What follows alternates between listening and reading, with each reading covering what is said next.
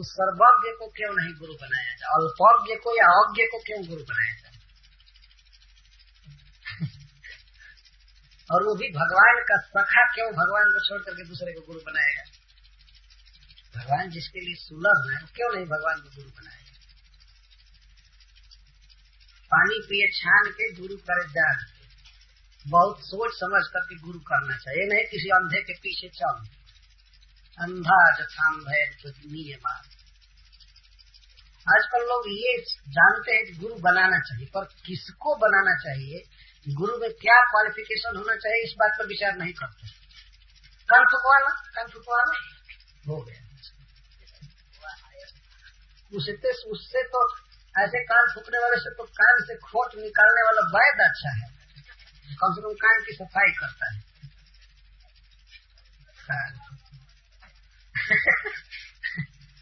कान फुकवाना, कान नहीं फूका जाता, वास्तव में कान में मंत्र दिया जाता है। परंतु अब इतना स्टैंडर्ड बढ़ गया लोगों का ज्ञान कि अब सचमुच में कुछ लोग फह फूक देते हैं। इतने हीन ज्ञान वाले हो गए, मंत्र स्वयं भी याद नहीं है तो शिष्य को क्या देंगे?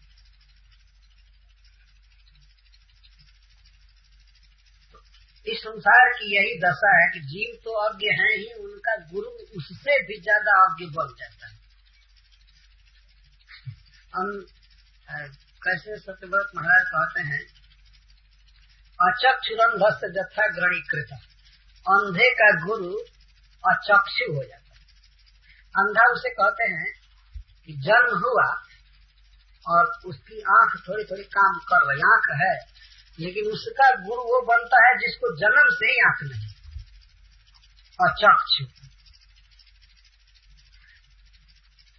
आजकल कुछ लोग हैं वे सिखाते हैं दूसरों को कि नहीं नहीं मूर्ति पूजा मत करो, ये राम कृष्ण आए गए सब अब नहीं है, गुरु ही सब कुछ है। ऐसे लोग बिल्कुल अचक्षु है, बिना आंख वाले। और जिनमें श्रद्धा है भगवान कृष्ण के प्रति, राम के प्रति, विष्णु के प्रति, उनकी श्रद्धा भी चौपट कर देते। ऐसे गुरु बने एक नंबर के बोका, एक नंबर के अज्ञ और दूसरे के गुरु बने। अजीब समाज आ गया, तमाशा होने लगा। पहले ऐसे लोग नहीं थे उद्धव जी के समय में, वास्तव में वे लोग कुछ कुछ जानते थे लेकिन सर्वज्ञ नहीं थे। और उद्धव जी सर्वज्ञ को अपने गुरु बना रहे। अच्छा ठीक है, कोई अनवद्य भी हो है, अनंत पार भी, सर्वज्ञ भी नहीं। भगवान में ये तो गुण है ही, इसके साथ ही साथ भगवान में यह गुण है कि वे सर्व समर्थ है, ईश्वर। यहाँ सामर्थ्य का क्या अर्थ है? शिष्य की या श्रोता की जो रक्षा कर ले, रक्षा करने समर्थ हो, उसको ईश्वर कहे। लेकिन कोई भी वक्ता या गुरु किसी शिष्य को बचा नहीं सकते हैं काल से, जमराज से, कर्म बंधन से। लेकिन भगवान ईश्वर है, समर्थ है, अपनी शरण में आए हुए का वे पालन करने में समर्थ। सर्व धर्मान परित्यज्य मामेकं शरणं व्रज, अहम त्वां सर्व पापेभ्यो मोक्षयिष्यामि मा शुचः। भगवान कहते हैं समस्त धर्मों को छोड़कर मेरी शरण लो, मैं तुम्हारी रक्षा करूंगा, तुम्हें सब प्रकार के पाप से बचाऊंगा।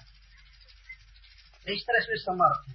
सब स्थान पर मान लीजिए पूरे विश्व के लोग एक दिन में कृष्ण भक्त हो जाएं, तो प्रश्न होगा भगवान रक्षा करेंगे? करेंगे, सब जगह है, सर्व समर्थ है, इसको ईश्वर कहते हैं। लेकिन दूसरा वक्ता या गुरु क्या करेगा? कभी कभी ऐसी स्थिति आती है कि कोई आदमी अपनी पत्नी को, एक दो बच्चे को लेकर के गुरु के पास आता है, कहता है गुरु जी अब हम आपकी शरण में। अब गुरु जी क्या करेंगे? उसकी स्त्री और बच्चे का खर्चा चलाएंगे। हम आपकी शरण में। तो वो गुरु कहता है हम तुम्हारी शरण में हैं, हमारा देखो कि अब हम तुम्हारा क्या देखेंगे। तुम ही लोग हमारे यहाँ थलम हो। शिष्यों की कृपा पर गुरु जी रहा, गुरु क्या करेगा? ये दशा है संसार में, क्या कोई किसी की रक्षा करेगा? तो भगवान ईश्वर है, सर्व समर्थ है, रक्षा करने में पूर्ण समर्थ। और पांचवी विशेषता बता रहे हैं अकुंठ विकुंठ भीष्म। विकुंठ भीष्म, भीष्म भीष्म का अर्थ होता है स्थान, वास स्थान, और विकुंठ का अर्थ है कभी भी कुंठित नहीं होने वाला, जहाँ कुंठा नहीं, चिंता नहीं, विनाश नहीं है, सब सुख भरा हुआ है, ऐसा जिसका स्थान। और वो है अकुंठ विकुंठ भीष्म। वह विकुंठ वैकुंठ धाम अकुंठ है, काल के द्वारा नष्ट नहीं होता, या वहाँ कोई कमी नहीं है। तो भगवान का पोजीशन ऐसा है, उनका धाम ऐसा है कि वहां से कभी वो गिरते नहीं, वास स्थान सुदृढ़ है। अनंत कोटि जीव भगवान के धाम में रह सकते हैं, सबका भरण पोषण हो सकता है, सारी सुख की सामग्रियां। लेकिन इस संसार में जो वक्ताओं का, देवताओं का या गुरुओं का जो पोजीशन है, वो कब किधर हो जाएगा कोई ठीक नहीं। स्थान भ्रष्ट होना ही पड़ता है, स्थान से भ्रष्ट हो जाते हैं, लोक छीन लिया जाता है, पोस्ट छीन लिया जाता है, और बोलना भी बंद करा दिया जाता है कभी कभी। अब प्रवचन नहीं कर सकते,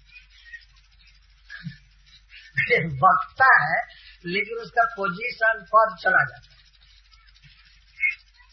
दूसरे लोग न छीने, लेकिन रोग से, विषय के आवेश से वो स्वयं ही च्युत हो जाता है, स्थान भ्रष्ट हो जाता है। तो जिसका अपना ही वास स्थान भ्रष्ट हो जाए, रहने का कोई ठौर ठिकाना नहीं है, स्थिति का कुछ ठिकाना नहीं, और दूसरे की क्या रक्षा करेगा। तो भगवान का जो वैकुंठ धाम है वो अकुंठ है, सुरक्षित है, वहाँ कोई भी प्रॉब्लम नहीं है, नो प्रॉब्लम। और बाकी जितने वास स्थान है वहाँ सब प्रकार का प्रॉब्लम, कभी भी कोई प्रॉब्लम खड़ा हो जाएगा। देवता जितने हैं स्वर्ग लोक में, सब एक दिन वास स्थान छोड़ते हैं। छीड़े कुंडी मर्त लोकम विशंति, सबको पोस्ट छोड़ना पड़ता है। और ये दिल्ली और पटना में तो देख ही रहे कितना टेम्पोररी पद है, किसी तरह से वोट लड़ करके पहुंचे भी तो मध्यावधि चुनाव करना पड़ेगा। और अब कोई पता नहीं है कि कौन उस पद को पहुंचेगा नहीं पहुंचेगा, पहुंचेगा भी तो कितना दिन रहेगा कोई ठीक नहीं। तो दूसरे को क्या अस्थायी पद देगा? जब अपने स्थान कहीं कोई ठौर ठिकाना नहीं है तो दूसरे को क्या सिक्योर स्थान देगा? जन्म मरण से पार करेगा, सुखी करेगा, ऐसा कैसे कर सकते? तो भगवान की ये 5 विशेषता उद्धव जी बता रहे हैं जो अन्य किसी में नहीं है। अनवाद्य, अनंत पार, सर्वाज्ञ, ईश्वर और अकुंठ विकुंठ भीष्म, ये 5 विशेषता है। ऐसा ही व्यक्ति वास्तव में गुरु हो सकता है, वक्ता हो सकता है। ऊ का अर्थ होता है हे, इसमें ऊ शब्द आया है निर्वीण धी अहम ऊ और ह। ऊ का अर्थ है हे, ए भगवान ऊ हे भगवान, ह माने स्पष्ट, यह बिल्कुल स्पष्ट है, हे भगवान। नारायणम नरसखम भवंतम वृजना भी तप्त निर्वीण थी अहम शरणम प्रपत्ते। आप नरसख हैं, नराणाम सखाय नरसखम, यह भी भगवान की 6ठी विशेषता है। मैं आपकी शरण ले रहा हूं क्योंकि आप नरसख हैं, नरसखा है, नर मतलब जीव, जीव के सहज सुहृद हैं और सहज संघाती भी, सहज साथ देने वाले, सब समय रहते हैं जीव के साथ, नर के सखा है। और नारायण समस्त जीवों के आश्रय हैं। नार का अर्थ होता है नर का समूह, नर माने जीव, जीव के समूह को नार कहते हैं। और नार का जो आयन है, आश्रय है, उसको नारायण कहते हैं। हे नाथ, आप ही समस्त जीवों को पालते हैं, पोषते हैं, इसके साथ ही सबको ज्ञान देते हैं, वेद शास्त्र बनाए हैं, तो समस्त जीवों के आप आश्रय हैं। अतः मैं भी एक जीव हूं, तो मेरे आश्रय भी आप हैं। जो केवल आश्रय ही नहीं है, स्वाभाविक ही समस्त जीवों के हितकारी हैं आप, सहज सखा है। इस संसार में प्रत्येक मनुष्य के कोई न कोई हेल्पर है, सहायक है। जैसे गृहस्थों के लिए स्त्री सहायक है, मित्र है, बच्चा मित्र है, या और गुरु जी सहायता करते हैं, कुछ मिनिस्टर लोग सहायता करते हैं। यहाँ से जनता चुन करके भेजती है कि जनता सखा, ये जनता के सखा है और जनता के विषय में सोचेंगे, कुछ करेंगे। तब तक जनता का पैसा ही ले लेकर के स्वसखा हो जाते हैं, केवल अपने विषय में सोचते हैं। और जनता बाद में गाली देती, इतना पैसा खा गया है, क्या हो गया, सब किया। तो वास्तव में संसार में कोई किसी का मित्र हो ही नहीं सकता है, संभव नहीं। सब एक दूसरे को खाने वाले हैं। अब विश्वास कीजिए, ऐसे कहने पर तो दुख लगेगा, लेकिन परिवार में जो लोग हैं वे लोग भी अपने अपने स्वार्थ के कारण संग में हैं। और जिस दिन स्वार्थ टकराता है तो बांट ले, बस। भाई भाई हैं, लेकिन जिस दिन स्वार्थ टकराएगा वह तब बांट ले। यहाँ तक कि बाप और बेटा में भी बंटवारा हो जाता है, और पति और पत्नी भी दो गांग में हो जाते, दो रास्ते पर लोहा ले लेते। कोई किसी की सहायता करने के लिए नहीं है, अपना स्वार्थ, अपना अर्थ है जिससे कि वो परिवार में टिका हुआ है। अगर परिवार को छोड़ने से अपना स्वार्थ सधेगा, यहाँ तक कि काट देने से सधेगा, तो काटने में भी उसको कोई देख नहीं। ये जीवों की दशा है। कोई जीव एक दूसरे का हितकारी नहीं है। जो वैष्णव हो जाता है उन पर एक नियम लागू नहीं होता है, हेतु रहित जग जुग उपकारी, तुम तुम्हार सेवक असुरारी। तो बाकी लोग अपने स्वार्थ में हैं, और सच्चा निस्वार्थ मित्र हमारा कौन है जीवों का, वो है भगवान। इसलिए उनको नर सखा कहते, जीव के सहज सखा। वे सूरज बनाए हैं, पृथ्वी बनाए हैं, सब कुछ दे रहे हैं, सबके हृदय में भी स्मृति देते हैं, कभी संग नहीं छोड़ते हैं। तो जब हमें अपना सहायक ही चुनना है तो क्यों नहीं हम भगवान को चुने। बहुत भाग्यशाली वे लोग हैं जो ये पहचान लिए कृष्ण हमारे रक्षक है, कृष्ण हमारे सुहृद, सुहृदम सर्वभूता है। और जो वक्ता हैं और जो गुरु हैं वो शिष्यों का हित करने के लिए ही गुरु बनते हैं या वक्ता बनते हैं, ऐसी बात नहीं है।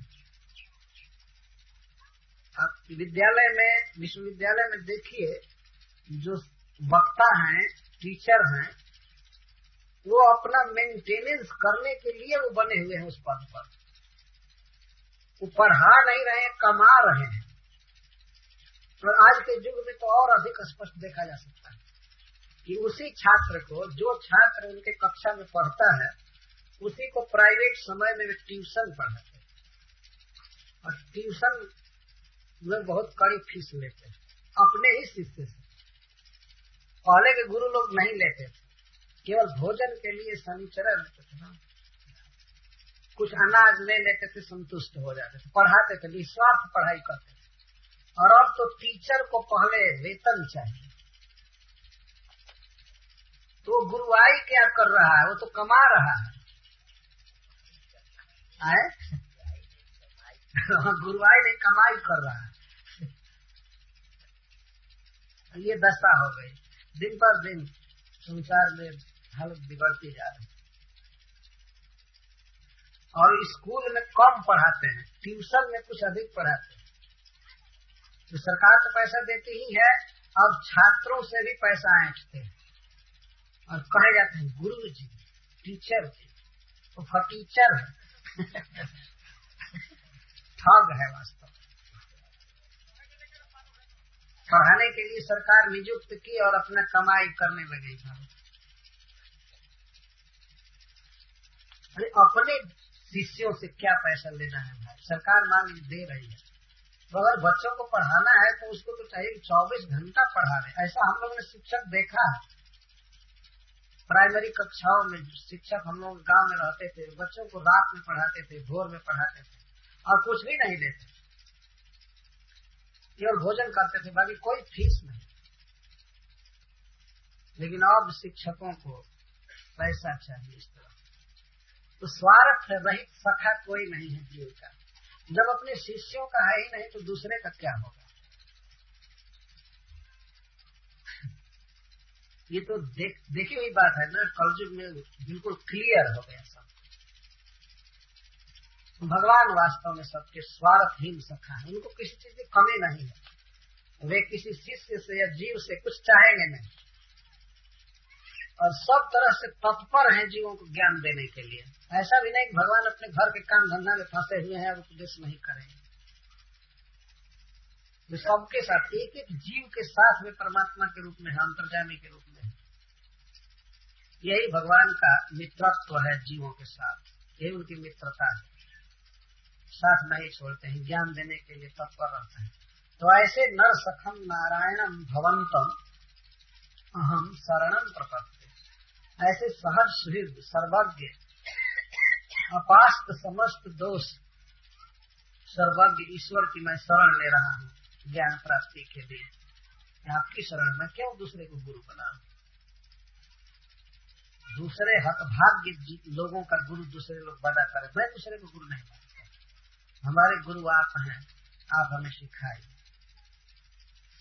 इस प्रकार उद्धव जी आत्मसमर्पण किए भगवान के चरण में। तो भगवान यहाँ से उपदेश प्रारंभ करेंगे। हरे कृष्ण।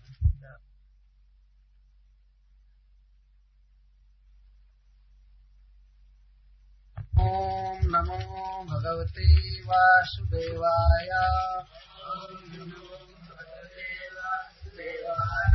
ओम नमो भगवते वासुदेवाय। श्री भगवान वाच। प्रायेण मनुजा लोके लोकतत्त्व विचक्षणः समुद्धरन्ति ह्यात्मानम् आत्मनैवाशुभाषया। आत्मनो गुरुरात्मैव पुरुषस्य विशेषतः यत् प्रत्यक्षानुमानाभ्याम् श्रेयोषावनुविन्दते। श्री भगवान वाच। श्री भगवान ने कहा प्रायेण प्राय मनुजः मनुष्य लोके संसार में लोक तत्व विचक्षण लोक तत्व को भली भांति समझने वाले समुद्धरंती सम्यक उद्धार कर लेते हैं ही निश्चित। आत्मान अपना आत्मना अपने से एवं ही अशुभाषया अशुभ वासनाओं से।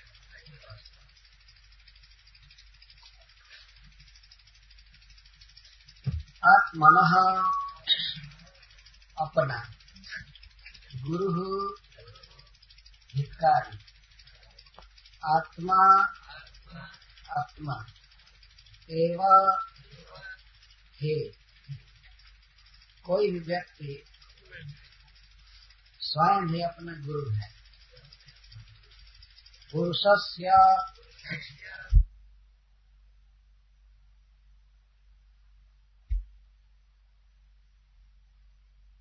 बारंबार उद्धव जी ने यह कहा कि मैं निर्वीण हूँ और दुखों से तप्त हूँ और आपकी शरण ले रहा हूँ, मैं आपको गुरु बना रहा हूँ।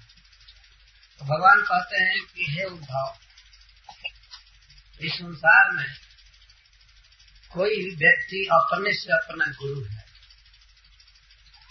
यदि वास्तव में कोई अपना उद्धार करना चाहे तो वह व्यक्ति ही कर पाएगा, दूसरा उसका उद्धार नहीं कर पाएगा।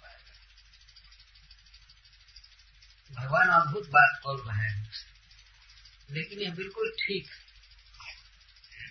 ऐसे भगवान का उत्तरदायित्व तो है जीव के उद्धार का, या गुरु पर उत्तरदायित्व है, लेकिन सबसे पहला उत्तरदायित्व उस व्यक्ति का।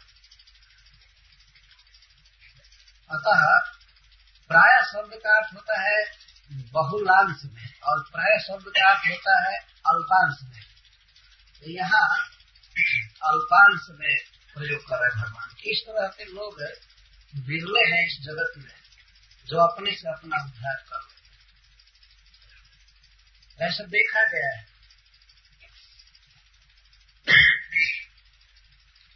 लोक तत्व विचक्षणा,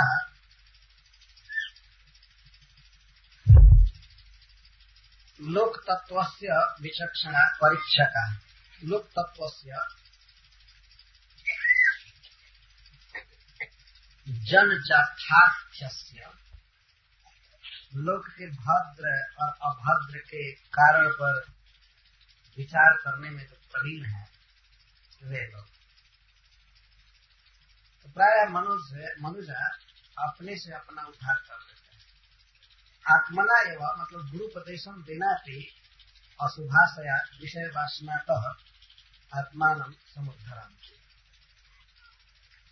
और भगवान एक बात कह रहे हैं कि मनुष्यों की तो बात है ही, दूसरे जीव भी अपना हितैषी स्वयं ही है, विशेष करके पुरुष मनुष्य। आत्मनो गुरुरात्मैव पुरुषस्य विशेषता।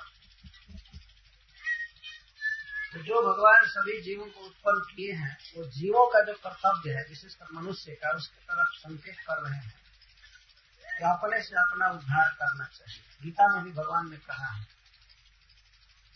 ऐसे है श्लोक, उद्धरेत आत्मनात्मान नात्मानम अवसादे आत्मनो गुरुरात्मैव।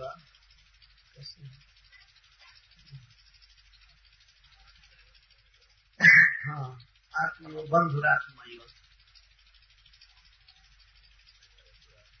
जैसे पशु कहीं घूमते हैं, पक्षी घूमते हैं, कीट पतंग घूमते हैं, तो वास्तव में अपना हित वे अपने आप करते हैं। तो देखते हैं कि यह काम करने से मेरा हित होगा, मुझको संकट आ गया है, तो एक पक्षी भी बचना चाहता है, एक पशु भी बच करके चलता है।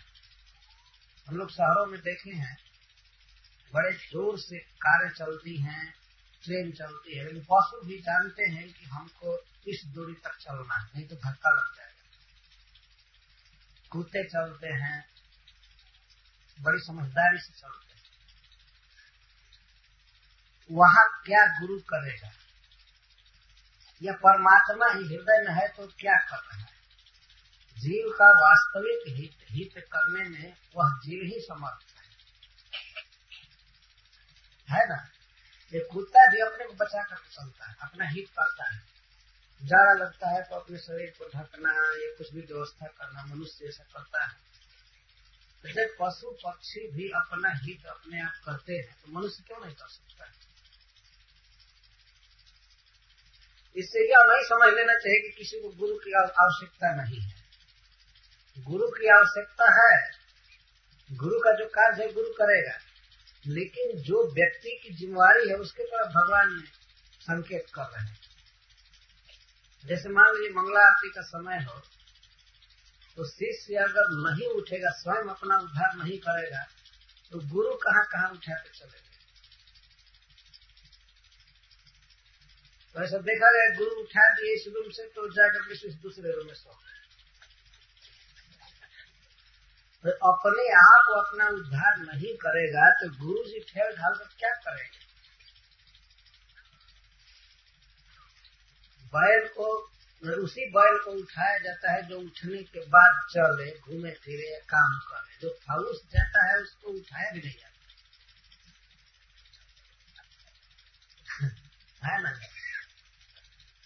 तो वास्तव में भगवान जो कुछ कह रहे हैं, जीव की जो अपनी जिम्मेदारी है वह निभा। उद्धव जी कह रहे हैं कि आप गुरु हैं, आप ऐसे हैं, वे हैं, तो भगवान कहते हैं कि उद्धव, मनुष्य अपने से अपना उद्धार करते हैं, ऐसा देखा गया है कुछ लोगों के विषय में। किससे उद्धार? अशुभाशय, जो हृदय में बहुत सी कामनाएं हैं, राग द्वेष आदि है, इससे भी अपना उद्धार करते हैं। मेरा नाम जप करके करेंगे, जैसे भी करें वे करते हैं। और ये भी कहने के लिए कोई कह देता है कि गुरु जी उद्धार करते हैं, ये करते हैं, वो करते हैं, लेकिन नाम जप कौन करता है? शिष्य नाम जप कर रहा है तो वह नाम जप उसका उद्धार करेगा।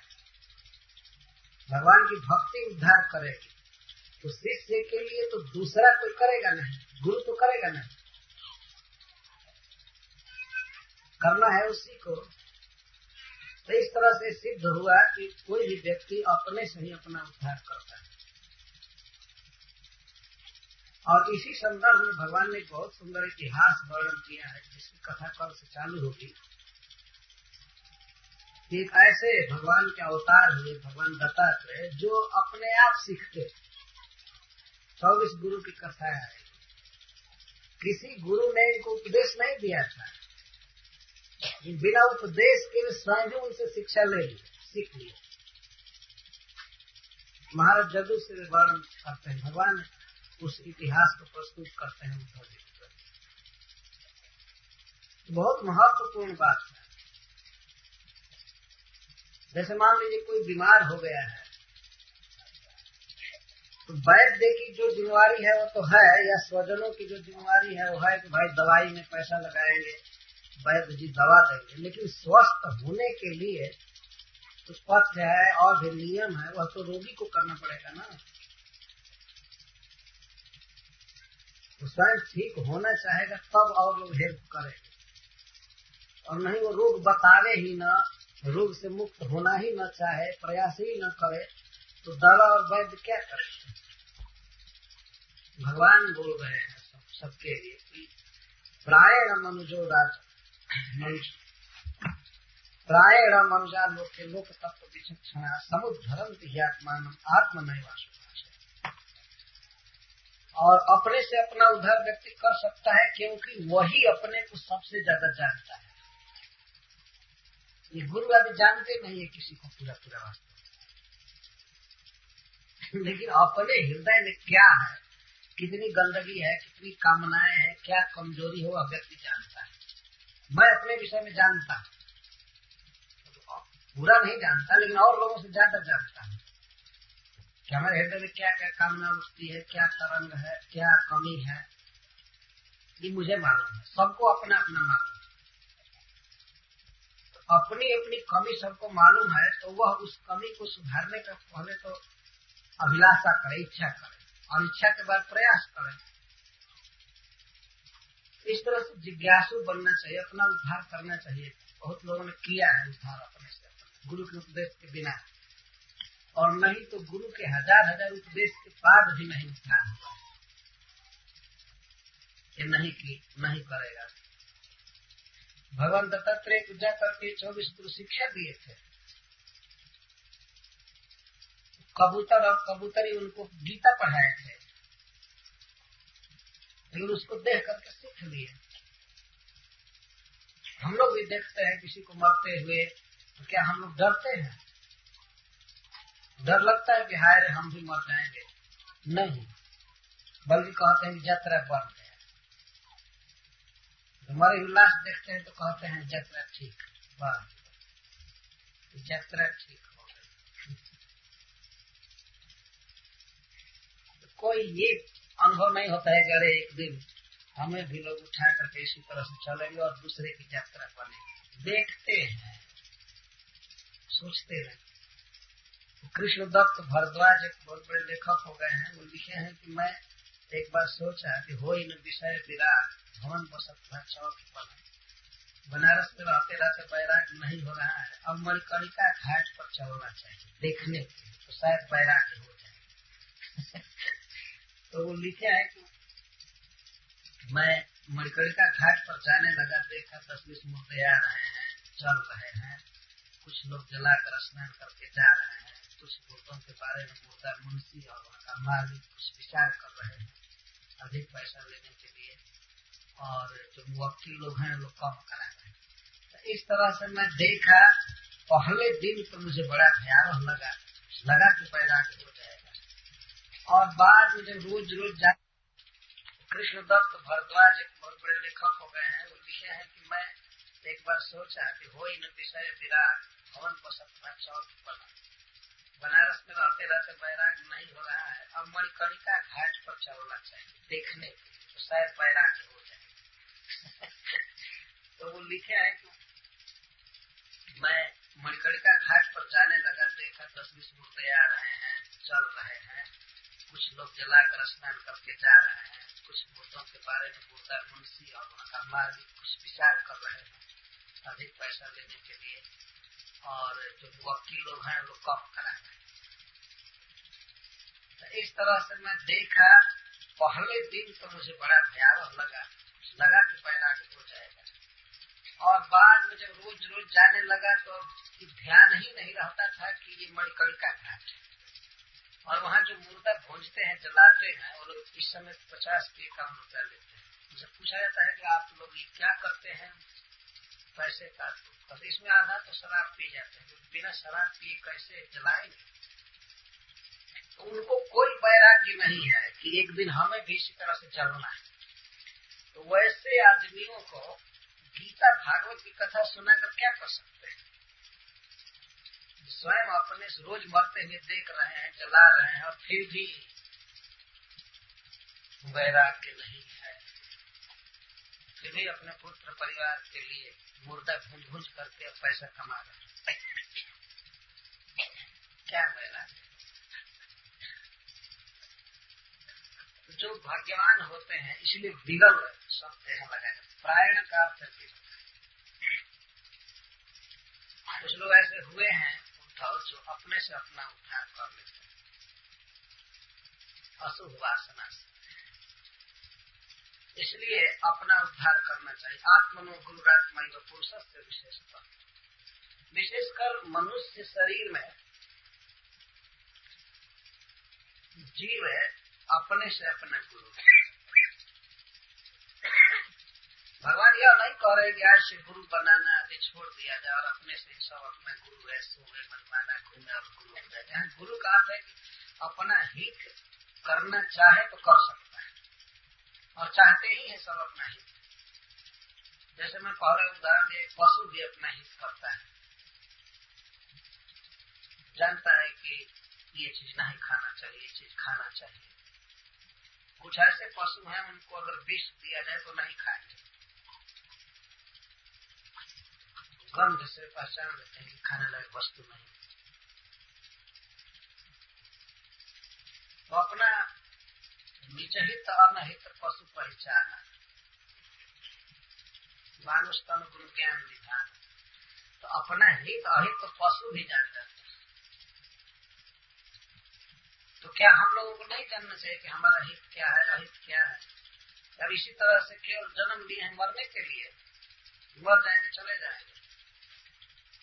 अपना हित करना चाहिए। व्यक्ति अपने से अपना गुरु है। वास्तव में आत्मा जितना अपना हित करने में समर्थ है उतना बाहरी आदमी हित नहीं कर सकता है, लेकिन करना चाहे तो। नहीं करना चाहे आत्मघाती हो जाए तो क्या करना। इसलिए जो व्यक्ति भगवान का भजन नहीं करता है उसको आत्महा कहा गया, अपने से अपना हनन कर रहा है। कोई व्यक्ति अपनी हत्या करना चाहे, विष खाना चाहे या बिजली का करंट छूना चाहे या कुआं में कूदना चाहे, मरना चाहे, तो उसको कोई दूसरा व्यक्ति कब तक बचा सकता है? कहाँ कहाँ लगा रहेगा। तो जैसे उसके अहित से हम उसको बचा नहीं सकते हैं, तो उसी तरह से हम हित भी नहीं कर सकते हैं। और वह यदि जीना चाहे, बचना चाहे, स्वस्थ रहना चाहे, भगवान की भक्ति करना चाहे, तो दूसरे लोग बहुत बाधित नहीं कर सकते हैं उसको नहीं करने के लिए, तो कर सकता है। इसलिए भगवान के इस वाक्य से अपने जीवन में यह निर्णय करना चाहिए कि हमें अपना हित करके ही रहना है, हमें अपना जो लक्ष्य है उसे प्राप्त करना है। यदि आज आप निर्णय करते हैं कि हमें जप करना है तो आप अपना हित कर रहे हैं, और यदि निर्णय कर लिया जीव कि हमें जप करना है तो दूसरा कौन रोकेगा।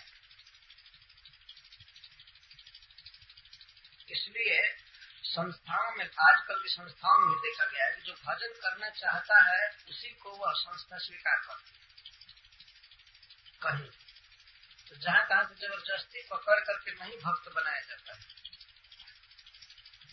जो बनना चाहता है तो उसको कहा ठीक है, आप कंठी लीजिए, माला लीजिए और जप कीजिए। तो इस तरह से देखा जाए तो वास्तव में आत्मा ही अपना हितैषी है, गुरु है। आत्मनो गुरु आत्मा ही वह, आत्मा का गुरु आत्मा ही है। केवल लगा करके भगवान अन्य के हितकारित्व का निषेध कर रहे हैं अथवा उसे कम कर रहे हैं। और भी हितकारी है, माता पिता भी हित करने वाले हैं, गुरु भी हित करने वाला है, लेकिन उस व्यक्ति का हित वह व्यक्ति जितना कर सकता है उतना दूसरे लोग नहीं कर सकते। इस बात को समझना चाहिए। यदि मैं ऐसी बात कहें तो कुछ लोग कहेंगे कि आप गुरु के महत्व को कम कर रहे हैं। यह बात नहीं है, भगवान का प्रवचन है। गुरु अपनी जगह पर है। ड्राइवर गाड़ी हाँक रहा है, चला रहा है, लेकिन कोई दरवाजा से कूद करके मरना चाहे तो ड्राइवर क्या करेगा? वह यात्री स्वयं भी अपना हित करना चाहता है, दरवाजे पर नहीं खड़ा होगा, बंद कर लेगा, वो सीट पर रखता है। वो ड्राइवर क्या क्या देखता चलेगा? तो चला रहा है संवेद रूप से, ट्रेन चल रही है, वास्तव में ले जा रहा है वो, लेकिन किसी भी स्थिति में मनुष्य का हित वह मनुष्य ही करता है। आत्मा ही अपना गुरु। गुरु का अर्थ होता है हितकारी, यही तो प्रतिष्ठा। तो इस तरह से प्रत्येक मनुष्य को विचार करना चाहिए, विशेष करके भक्तों को, कि अपना हित अपने आप करना है। मुझे यह बात याद आ गई कि मैं ऐसा कहूं इस कथा को, क्योंकि सीतानाथ कह रहे थे कि जो लोग मंगला आरती में नहीं आए हैं उनको खड़ा कर दिया जाए। कहने के बाद भी कुछ लोग खड़े नहीं, और वे सोचते थे कि पता ही न लगे कि कौन आए थे कौन नहीं आए।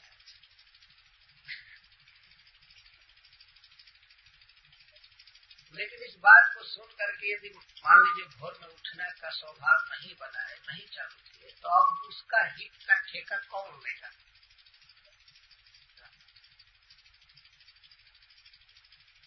जो करने के बाद भी तो नहीं हो रहा है ना। सीतानाथ प्रसाद रुकते हैं, वो भी नहीं रुक रहा है। उससे भी कुछ हित होता तो वो भी नहीं हो रहा है।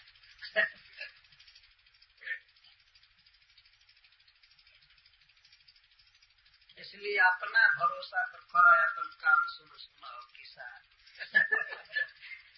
अपने से अपना उद्धार कीजिए। हरे कृष्णा कृष्णा कृष्णा हरे हरे, हरे राम राम राम हरे हरे। भगवान चाहते हैं कि भगवान पर भार न दिया जाए, गुरु लोगों पर भी आवश्यकता से अधिक भार न दिया जाए। सब अपना अपना करें, उद्धार अपना अपना करें। अब एक व्यक्ति घंटी पीट करके और कंबल हटा करके बोले भोर में पूर्वाचार या कठोर वचन बोले कि उठो उठो, ये करो, पानी डाल देंगे, ये करेंगे, भोजन बंद कर देंगे, फिर भी लोग नहीं उठते। अब क्या किया जाएगा?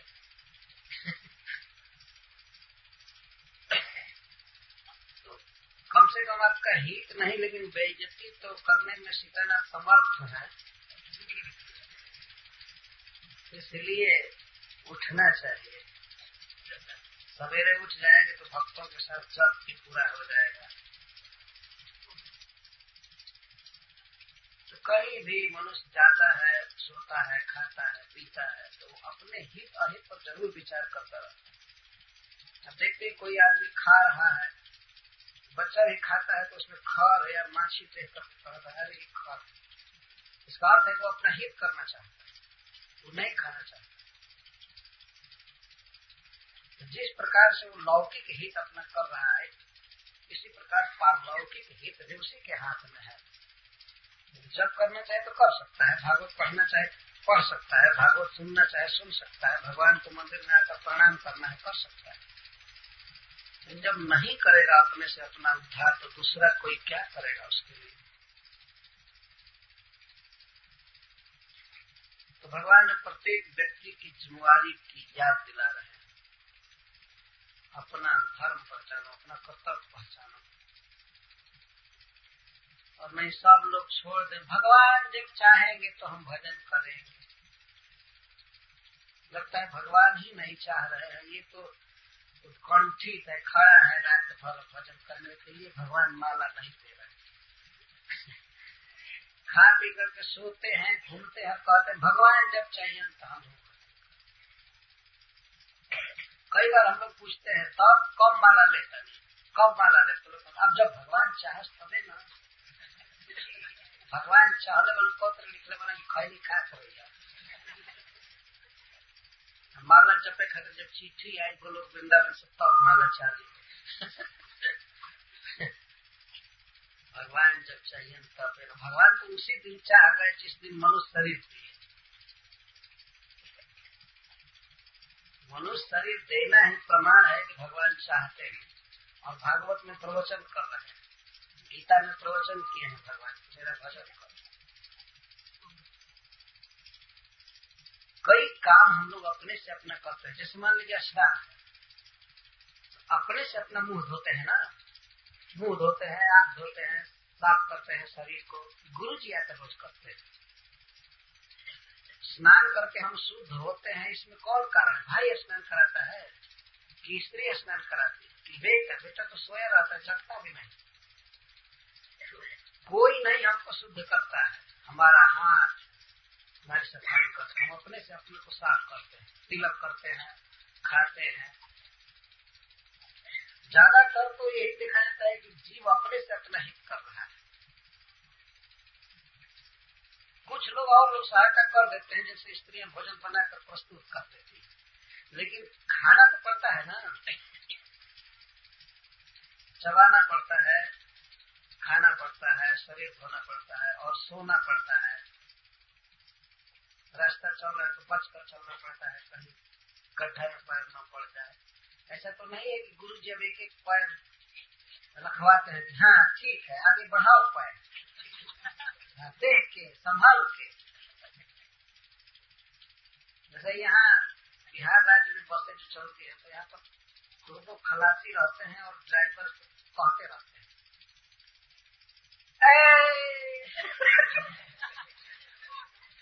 रोकने के लिए चला, और जगह पर नहीं है, कल इधर है। तो हमको ये बात याद रहती है कि कुबले सिंह हाथी के एक एक पैर की रक्षा करने के लिए घोड़े पर चढ़े हुए थे, या रथ की रक्षा करने के लिए लोग रहते हैं। तो इसी तरह यहाँ के बस को चलाने में दो दो खलासी भी चला रहे हैं, और बिना मतलब पकड़ में इतना डिस्टर्ब होता है। कोई बगल में गाड़ी पड़ रही है तो चलो बढ़ा रहे, देख ही रहा है क्या डिस्टर्ब करो, चलो बढ़ा। यह कह दो कि लोग चढ़ गए, एक बार भीषण दे तो क्या चलो चाहे रुको, जब बढ़ाओ बढ़ाओ और बगल में कोई गाड़ी आ गई तो फिर भीषे ये और फालतू चीज रास्ते। तो इस तरह से अब एक आदमी को आगे बढ़ने में, भजन कराने में, अब 3-3 आदमी लड़, उठो उठो मंगला आरती का समय हो गया, ये हो गया वो हो गया, उठो उठो भागवत सुनने का समय हो गया, महाराज जी बैठ गए। बात अब वो अपने आप बैठ भी नहीं सकता। प्राय मैं देखता हूँ लोग जब सुनते हैं माइक पर आवाज तब आते हैं, इतनी उत्कंठा करी हुई। इस तरह से अपना समीक्षण करके देखना चाहिए कि हमारा कितना उद्धार हुआ है, सोने से, खाने से और अन्य इच्छाओं से कितना हम अपने को ऊपर उठाए, कृष्ण के प्रति कितना आकर्षण हुआ, और अपने से अपना करना है। और दूसरा कोई व्यक्ति कहता तो उसकी बातों में दोष भी निकाला जा सकता था। स्वयं भगवान बोल रहे हैं, आत्मनु गुरुरात्मैव पुरुषस्य विशेषतः। पुरुषस्य मतलब मनुष्य, मनुष्य विशेष करके अपने से अपना गुरु है। कोई भी दोस्त आ रहा है, मान लीजिए कोई व्यक्ति एक दोस्त से ग्रस्त, जैसे चोरी एक दोस्त है, तो चोरी करेगा तो गुरु जी तो जान भी नहीं पाएंगे, वो चोरी का सुधार कैसे करेंगे। लेकिन जो करता है चोरी वो तो जान रहा है कि मैं चोरी किया, तो इस अशुभ आशय से वो अपने से अपना उद्धार नहीं करेगा तो दूसरे को क्या करेगा। सबको मालूम है ना कि किसका जॉब पूरा हो रहा है नहीं पूरा हो रहा है। गुरु पूछे या कोई दूसरा पूछे कि जब हो गया तो कह भी सकता है कि हाँ, लेकिन उसको मालूम है कि पूरा नहीं हुआ, तो वही पूरा कर सकता है, वही अपना हित कर सकता है। सब तरह से अपना हित जीव कर रहा है, तो भगवान की भक्ति भी उसे अपने आप करनी पड़ेगी। तो भगवान के ये जो संदेश है वो मनुष्य की, प्रत्येक मनुष्य की व्यक्तिगत जिम्मेदारी की ओर संकेत हो रहा है इस वक्तव्य द्वारा, भगवान के वक्तव्य द्वारा। तो अपनी जिम्मेदारी निभानी चाहिए।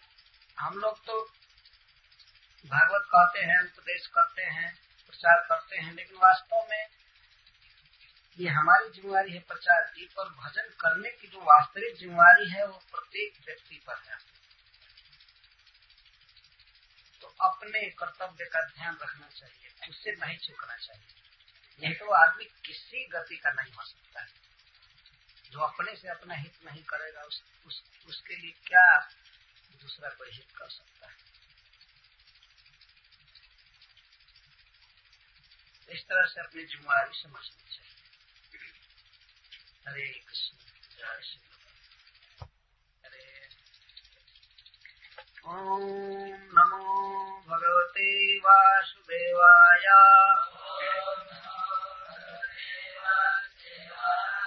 ओम नमो भगवते वासुदेवाय।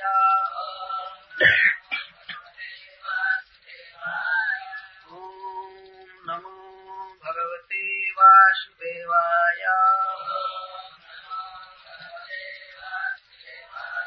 श्री भगवान वाच प्रायेण मनुजालोके लोकतत्व विचक्षणः समुद्धरन्ति ह्यात्मानम् आत्मनैवाशुभाषय। आत्मनो गुरुरात्मैव पुरुषस्य विशेषतः यत् प्रत्यक्षानुमानाभ्याम् श्रेयोषावनुविन्दते। पुरुषत्वे च मां धीरः सांख्ययोगविशारदः आविस्तरां प्रपश्यन्ति सर्वशक्त्युपबृंहिताम्। एकाद्वित्रिचतुष्पादो बहुपादस्तथा पदः बहव्यः सन्ति पुरः सृष्टाः तासा मे पौरुषी प्रिया। अत्र मां मार्गयन् तथा युक्ता हेतुभिरीश्वरम् गृह्यमाणैर्गुणैर्लिङ्गैः अग्राह्यमनुमानतः। अत्रात्मुदाहरन्ति माम् इतिहासम् पुरातनम् अवधूतस्य संवादम् जदो रमित तेजसः। अवधूतं द्विजं कञ्चित्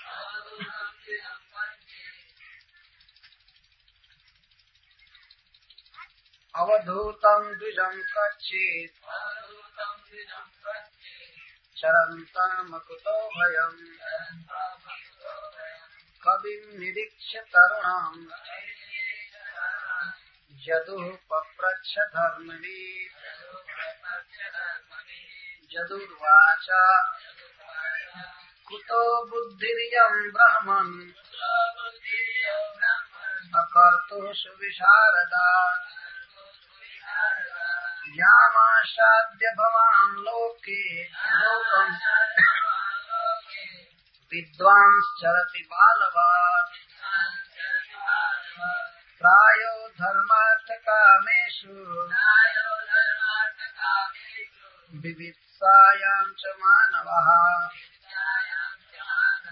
हेतुनैव समीहन्ते आयुषो यशसः श्रियः त्वं तु कल्पः कविर्दक्षः सुभगो मृतभाषणः न कर्ता नेहसे किञ्चित् जडोन्मत्पिशाचवत् जनेषु दह्यमानेषु कामलोभदवाग्निना न तप्यसेऽग्निना मुक्तो गङ्गाम्भस्थैव द्विपः त्वं हि नः पृच्छतां ब्रह्मन् आत्मन्यानन्दकारणम् ब्रूहि स्पर्शविहीनस्य भवतः केवलात्मनः। श्रीभगवानुवाच यदुनैवं महाभागो ब्रह्मण्येन सुमेधसा पृष्टः सभाजितः प्राह प्रस्रयावनतं द्विजः। ब्राह्मण उवाच सन्ति मे गुरवो राजन् बहवो बुद्ध्युपाश्रितः जतो बुद्धिमुपादाय मुक्तोऽटानिहतान् शृणु। पृथिवी वायुराकाशम् आपोऽग्निश्चन्द्रमा रविः कपोतोजगरः सिन्धुः पतङ्गो मधुकृद्गजः मधुहा हरिणो मीनः पिङ्गला कुररोर्भकः कुमारी शर्कट्सर्पः पूर्णनाभिः सुपेशकृत् एते मे गुरवो राजन् चतुर्विंशतिराश्रितः शिक्षावृत्तिभिरेतेषाम् अन्वशिक्षमिहात्मनः यतो जदनुशिक्षामि यथा वा नाहुषात्मज तत्तथा पुरुष व्याघ्र निबोध कथयामि ते।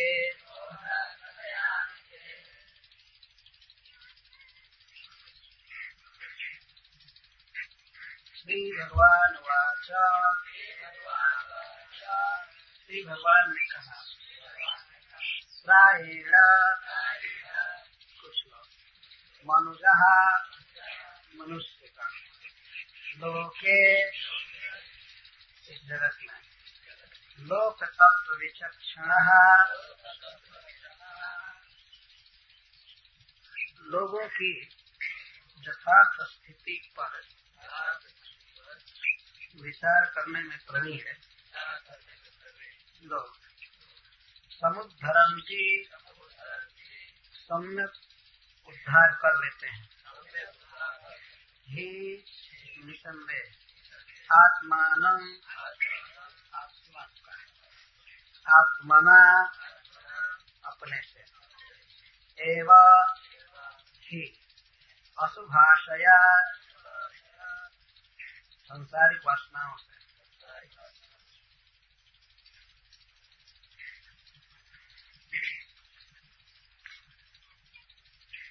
तद एवं असंभावना विपरीत भावनाभ्याम उपदिष्टम तत्वम अनवगाहमानं प्रति तन्निवृत्तये गुरुपदेशं विना अपि स्व अन्वय व्यतिरेकाभ्याम एवं तत्व प्रतिपत्तिर्भवति इति दर्शितुम् आह प्रायेण।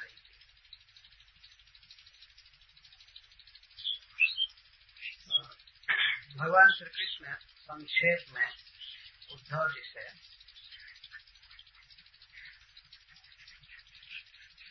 उद्धव जी के प्रति बताए तत्व ज्ञान, असंभावना विपरीत भावना दो तरह से। असंभावना विपरीत भावना ध्यान अनवगाहमानं संनिवृत्ते गुरुपद। भावना का अर्थ होता है चित्त वृत्ति, चित्त का वर्तन कार्य। श्रीपाद श्रीधर स्वामी जी कहते हैं कि साधकों के हृदय में दो प्रकार की भावना उठती है प्रारंभ काल में। एक है असंभावना और दूसरी है विपरीत भावना। असंभावना का अर्थ है नास्ति ब्रह्म इति एवं रूपा चित्तवृत्ति। चित्तवृत्ति ब्रह्म नहीं है, जड़ पदार्थों के अतिरिक्त कोई आत्मा या परमात्मा नहीं है। इस प्रकार की चित्तवृत्ति को असंभावना कहते हैं। और विपरीत भावना का ब्रह्म है यथा शास्त्रे उत्कृष्टम तथा न किंतु अन्यथा एवं रूपा चित्तवृत्ति।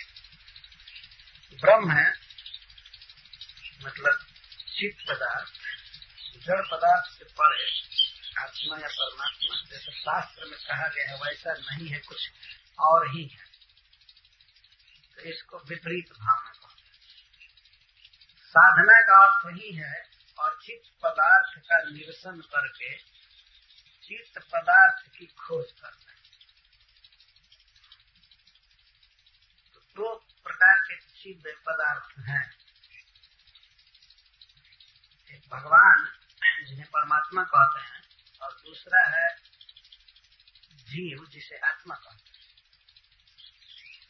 इन दो के कारण कोई व्यक्ति आत्मा को ठीक से नहीं समझ पाता है। तो वास्तव में उद्धव जी की यह स्थिति नहीं है, परंतु फिर भी वे इस तरह का व्यवहार कर रहे हैं जिससे भगवान उनके प्रति उपदेश कर सकें। तो यहाँ पर भगवान यह बता रहे हैं कि गुरु के उपदेश के बिना भी अपने अन्वय और व्यतिरेक के द्वारा तत्व प्रतिपत्ति, तत्व मतलब तत्व ज्ञान, प्रतिपत्ति मतलब प्राप्ति हो सकती है। इसको दिखा रहे हैं। अन्वय व्यतिरेक का अर्थ है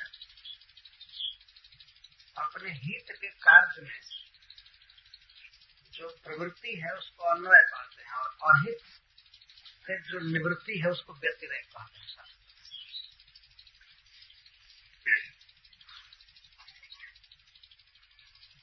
तो श्रीपाद श्रीधर स्वामी जी लिखते हैं कि स्व अन्वय व्यतिरेक का ध्यान एवं गुरुपदेशम बिना भी तत्व प्रतिपत्ति भवती।